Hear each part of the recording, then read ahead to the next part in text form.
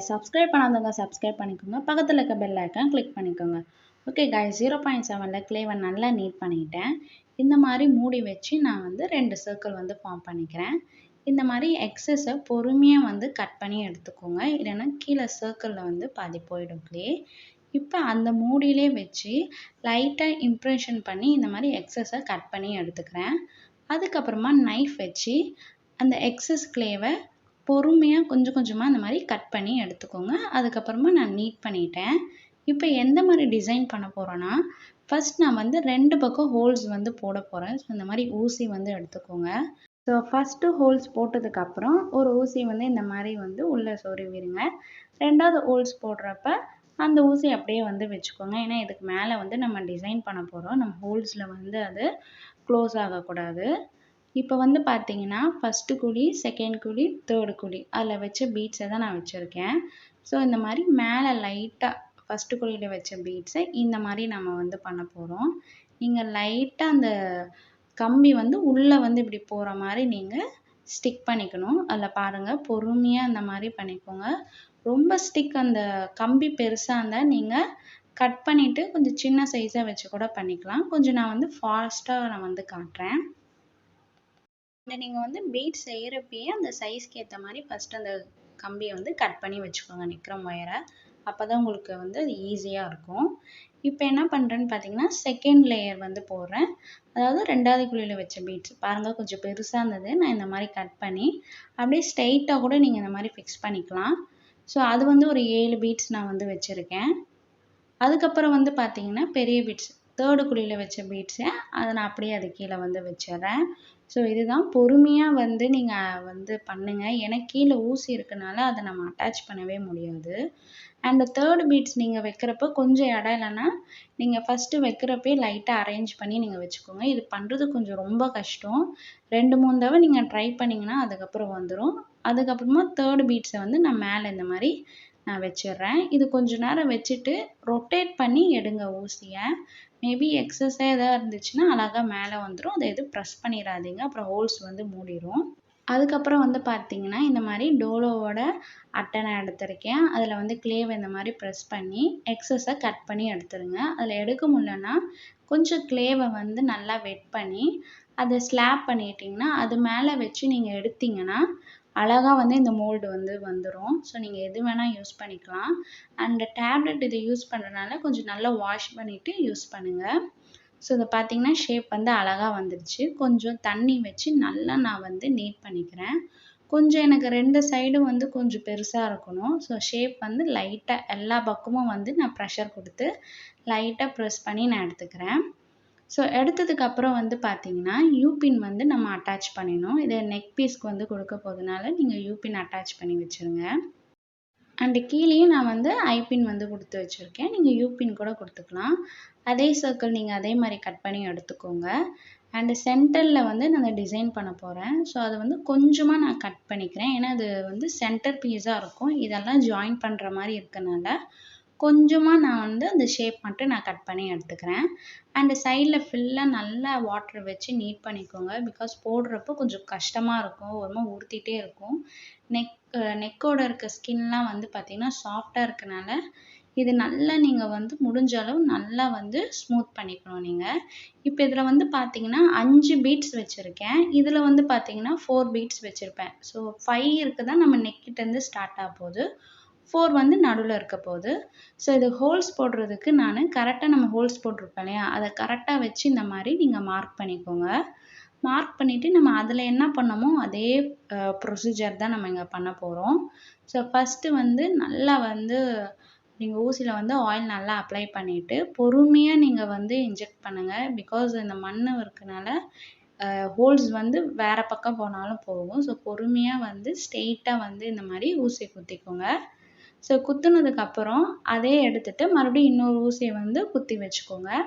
ஏன்னா மறுபடியும் நம்ம அந்த பீட்ஸ்லாம் வந்து அட்டாச் பண்ண போகிறோம். ஸோ அந்த ஹோல்ஸ் வந்து மூடக்கூடாது, அதை நல்லா பார்த்துக்கோங்க.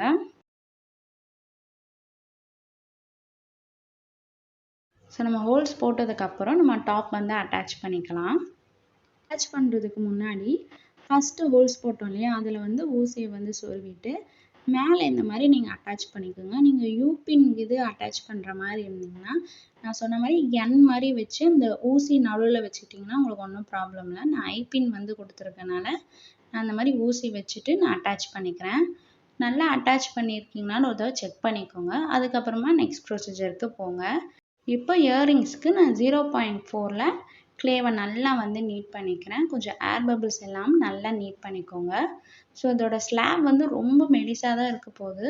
அதனால் நிக்ரோம் ஒயர் வந்து முடிஞ்ச அளவு சின்னதாக நீங்கள் கட் பண்ண பார்த்துக்கோங்க. ஸோ அதே மாதிரி அதே மூடி வச்சு தான் நான் 2 வந்து மார்க் பண்ணிக்கிறேன். அண்ட் இந்த மூடி வந்து பார்த்திங்கன்னா நம்ம மோஸ்ட்லி வீட்டில் இருக்கிறதே நீங்கள் வந்து எடுத்துக்கோங்க. மோஸ்ட்லி சர்க்கிள் ஃபார்ம் வந்து எல்லா வீட்லேயும் இருக்கும்.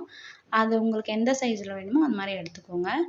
அண்ட் இந்த மாதிரி நான் வந்து கொஞ்சம் நம்ம நெக் பீஸ் கட் பண்ணோம் இல்லையா, அதோட கொஞ்சம் எக்ஸஸாக நான் கட் பண்ணிவிட்டு அண்ட் சைடில் இந்த மாதிரி கட் பண்ணிக்கிறேன். ஏன்னா நம்ம இயரிங்ஸ் போடுறப்ப கொஞ்சம் காதை ஃபுல்லாக அதை மறைக்கிற மாதிரி இருக்கும். அதனால் நான் சைடு ஃபுல்லாக கட் பண்ணி நல்லா நீட் பண்ணிக்கிறேன். நீங்கள் நல்லா நீட் பண்ணதுக்கப்புறமா டாப்பை வந்து நீங்கள் அட்டாச் பண்ணிக்கலாம். ஸோ நெக் பீஸ்க்கு பண்ண அதே டாப் தான் நம்ம கொடுக்க போகிறோம். லைட்டாக இந்த மாதிரி ப்ரெஸ் பண்ணிக்கோங்க. சைட்லலாம் வருதான்னு பார்த்து செக் பண்ணிக்கோங்க. எனக்கு அதுக்கப்புறமா வந்து பார்த்திங்கன்னா வாட்டர் வச்சு நான் நல்லா நீட் பண்ணிவிட்டு பீட்ஸ் வந்து அட்டாச் பண்ண போகிறேன். ஸோ அதே மெத்தட் தான். ஸ்மால் பீட்ஸ் வந்து 8, 7 அண்ட் பிக் பீட்ஸ் வந்து பார்த்திங்கன்னா நான் 3 தான் கொடுத்துருக்கேன். ஸோ ரொம்ப கொடுத்தீங்கன்னா ரொம்ப வெயிட்டாக வர ஆகிடும். அதனால் இந்த அளவே வந்து கொடுத்துக்கோங்க. ஸோ இதை ட்ரை பண்ணி பேக் பண்ணிவிட்டு பெயிண்ட் எப்படி பண்ணுறது பார்ப்போம். இப்போ நல்லா பேக் பண்ணதுக்கு அப்புறமா வந்து பார்த்திங்கன்னா நான் வந்து லைட்டாக வாட்டர் வச்சு ஃபுல்லாக வந்து அந்த டஸ்ட்டெல்லாம் எடுத்துட்டேன். இப்போது சில்வர் கலரை லைட்டாக அந்த ப்ரெஷ்ஷோட எண்டில் எடுத்து பொறுமையாக இந்த பீட்ஸ் மேலே இந்த மாதிரி கவர் பண்ணிக்கோங்க. கொஞ்சம் கொஞ்சமாக கவர் பண்ணி ட்ரை ஆனதுக்கப்புறம் மறுபடியும் பெயிண்ட் பண்ணுங்கள். அப்போ தான் கொஞ்சம் நீட்டாக இருக்கும். இப்போ பாருங்கள் எல்லா பீட்ஸ்லையும் நான் வந்து முக்கால்வாசி ஃபுல்லாக வந்து பெயிண்ட் பண்ணிட்டேன். இப்போ அந்த கேப் இருக்குது பார்த்தீங்களா, அங்கே வந்து பொறுமையாக நீங்கள் வந்து அந்த எட்ஜில் மட்டும்தான் எடுக்கணும் நீங்கள். அப்போ தான் அது வந்து கரெக்டாக வரும். நீங்கள் ப்ரெஷ் ஃபுல்லாக எடுத்திங்கன்னா உங்களுக்கு பெயிண்ட்டு தான் வேஸ்ட்டு அண்டு நீங்கள் பெயிண்ட் பண்ணவும் முடியாது. ஸோ அந்த எண்டு மட்டும் எடுத்துக்கோங்க. அண்ட் சில்வர் கலர் வந்து பார்த்திங்கன்னா நம்ம ஃபுல்லாக தான் கொடுக்க போகிறோம். ஸோ அதுக்கப்புறம் பாருங்கள் நான் பெயிண்ட் பண்ணி நல்லா ட்ரை பண்ணிட்டேன். இப்போ பேக் சைடு மட்டும்தான் அடிக்கணும். இந்த மாதிரி நீங்கள் தொட்டு பார்க்குறப்போ அந்த ஷிம்மர்ஸ்லாம் வரலன்னா நல்லா ட்ரையாக இருக்குன்னு அர்த்தம். அண்ட் பேக் சைடு பெயிண்ட் பண்ணுறப்போ இதே மாதிரி அந்த டிப் எடுத்து பொறுமையாக நீங்கள் இந்த மாதிரி பெயிண்ட் பண்ணலாம். அண்ட் நீங்கள் இந்த மாதிரி ரொம்ப பொறுமையாக பெயிண்ட் பண்ணாலும் டக்குன்னு ட்ரை ஆயிரும். இங்கே பாருங்கள் ஃபுல்லாக பெயிண்ட் வந்து ட்ரை ஆகிடுச்சு. ஸோ அப்பப்போ இந்த மாதிரி ப்ரெஷ்ஷை வந்து நீங்கள் லைட்டாக ஈரம் பண்ணி இந்த மாதிரி நீங்கள் துணியிலையோ இல்லை அட்டையிலையோ தொடச்சிட்டு லைட்டாக பெயிண்ட் தொட்டு நல்லா நீங்கள் பெயிண்ட் பண்ணாலே அது நல்ல கவரேஜ் கொடுக்கும் உங்களுக்கு. இப்போ பார்த்தாலே தெரியும் நல்லா நீட்டாக வந்து அது கவர் ஆயிரும். மேபி ட்ரை ஆனதுக்கப்புறம் இருந்துச்சுன்னா அந்த இடத்துல மட்டும் பெயிண்ட் கொடுங்க. நீங்கள் ரொம்ப பெயிண்ட் பண்ணிங்கன்னா அப்படியே அது உறிஞ்சிட்டு வந்துடும். அண்டு பீட்ஸ் அந்த பின்னாடி பக்கம்லாம் நான் நல்லா அடிச்சுக்கிறேன். ஸோ எல்லா பக்கமே நான் வந்து சில்வர் கொடுத்துட்டு அந்த டாப்க்கு மட்டும் நான் இந்த மாதிரி வயலட் வந்து கொடுக்குறேன். அண்டு பெயிண்ட் பண்ணுறப்போ நிறைய கோட்டிங்ஸ் வந்து அடிக்காதீங்க. ட்ரை ஆகிறப்ப அப்படியே தெரியும், திட்டு திட்டாக தெரியும். நீங்கள் வந்து வேர்ட்டிக்கலாக பண்ணிங்கன்னா ஹாரிசாண்டலாக பண்ணுறீங்களான்னு பார்த்துட்டு அதிலே மட்டும் பண்ணுங்கள். அண்டு பேக் சைடு இந்த மாதிரி நல்லா வந்து பெயிண்ட் பண்ணிக்கோங்க.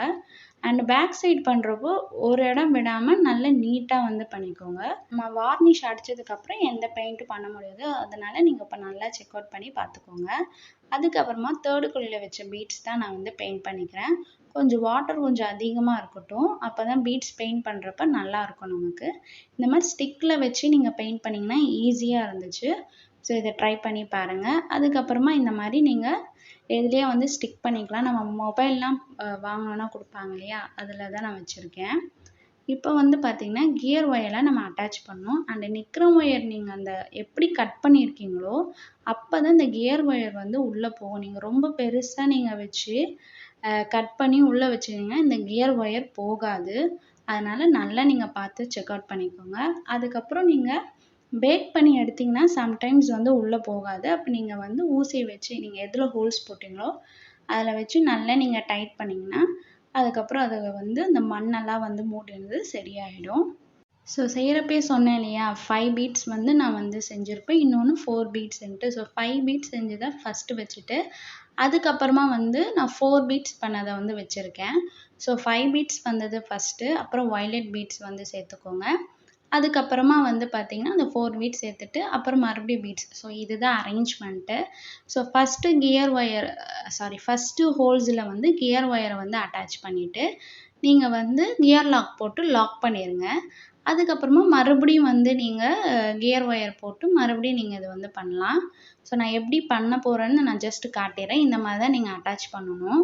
ஸோ கியர் லாக் வந்து நீங்க போடுறப்ப பார்த்தீங்கன்னா, எப்பவுமே 2 போட்டுக்கோங்க. மேபி நீங்க வியர் பண்றப்போ கொஞ்சம் டைட்டா இருக்கும். அதுக்கப்புறம் என்ன ஆயிடும் பார்த்தீங்கன்னா, லூஸ் ஆயிடும். ஸோ ரொம்ப இந்த டெரகோட்டா கொஞ்சம் வெயிட்டா இருக்கனால, அது கொஞ்சம் லூஸ் ஆயிடும். அதனால எப்பவுமே 2 போட்டுக்கோங்க. அண்ட் வந்து ஒயர் கட் பண்றப்ப பார்த்தீங்கன்னா, கொஞ்சம் அது ஷார்ப்பா இருக்கும் இல்லையா? ஸோ அந்த 2வது லாக் போடுறப்போ, அது மேலேயே வச்சு நீங்க லாக் பண்ணிருங்க. அது எப்பவுமே வந்து நெக்ல கீறாமயும் இருக்கும். ஸோ எக்ஸஸ நல்லா கட் பண்ணுங்க. கட் பண்ணிட்டு அந்த கியர் லாக்ல 2வது கியர் லாக்ல போட்டு நீங்க நல்லா ப்ரெஸ் பண்ணிக்கலாம். ஸோ அது எதுவும் வந்து உங்கள ஹார்ம் பண்ணாது. அண்ட் கைஸ் ரீசெண்டாக தான் நான் மேக்கப் ஆர்டிஸ்ட் கோர்ஸ் வந்து முடித்தேன். ஸோ உங்கள் ஃபேமிலி இல்லை உங்கள் ஃப்ரெண்ட்ஸ்க்கு எதாவது ஃபங்க்ஷன்னா என்னை வந்து நீங்கள் புக் பண்ணலாம். ரொம்ப பட்ஜெட் ஃப்ரெண்ட்லியாக தான் நம்ம பண்ணிகிட்டு இருக்கோம். அண்டு வந்து பார்த்தீங்கன்னா, எந்த ஏரியா இருந்தாலும் நான் ட்ராவல் பண்ண வர ரெடி. ஸோ கீழே நம்பர் அண்டு வந்து என்னோட இன்ஸ்டா ஐடி இருக்குது. அதை செக் அவுட் பண்ணிக்கோங்க. இப்போ நம்ம செகண்ட் ஹோல்ஸ் போட்டோம் இல்லையா? அதில் வந்து கியர் ஒயரை வந்து அட்டாச் பண்ணிவிட்டு, அதே மாதிரி இந்த பீட்ஸை வந்து நீங்கள் அட்டாச் பண்ணிவிட்டு, நீங்கள் பொறுமையாக கொஞ்சம் கொஞ்சமாக பண்ணிங்கன்னா ஈஸியாக இருக்கும். அதுக்கப்புறமா வந்து பார்த்தீங்கன்னா, நீங்கள் வந்து வார்னிஷ் அடிக்கிறதுக்கு ரொம்ப ஈஸியாகவும் இருக்கும். ரொம்ப நீங்கள் டைட் பண்ணி வச்சிடாதீங்க. ஏன்னா பீட்ஸ் இருக்கனால அது ஃப்ளெக்சிபிளாக இருக்காது. அதனால் கொஞ்சம் லூஸ் விட்டே நீங்கள் வந்து இதை கோர்த்துக்கோங்க. அதுக்கப்புறமா வார்னிஷை வந்து எடுத்து லைட்டாக அந்த எட்ஜில் மட்டும் நீங்கள் எடுத்து இந்த பீட்ஸை வந்து ஃபுல்லாக கவர் பண்ணுற மாதிரி நீங்கள் அடிச்சுக்கோங்க. அண்ட் வார்னிஷ் வந்து நீங்கள் அடிக்கிறப்ப வந்து பார்த்தீங்கன்னா, பொறுமையாக கொஞ்சம் கொஞ்சமாக அந்த பீட்ஸை வந்து கவர் பண்ணுற மாதிரி அடிங்க. நீங்கள் ரொம்ப அந்த பீட்ஸ் மேலே அடிச்சிங்கன்னா அந்த பெயின் ஃபுல்லாக வந்துடும். ஸோ இதுக்கப்புறமா வந்து நான் இயரிங்ஸ்லையும் வந்து நான் அடிச்சுக்கிறேன். அண்ட் பேக் சைடும் வந்து நீங்கள் அடிச்சுக்கோங்க. நான் ஜஸ்ட் மேலே எப்படி பண்ணுறது மட்டும் நான் காட்டிக்கிறேன். அண்ட் இந்த ஃபோட்டோஸ்லாம் வந்து பார்த்தீங்கன்னா இன்ஸ்டாலுக்கு செக் அவுட் பண்ணிக்கோங்க. தேங்க்யூ.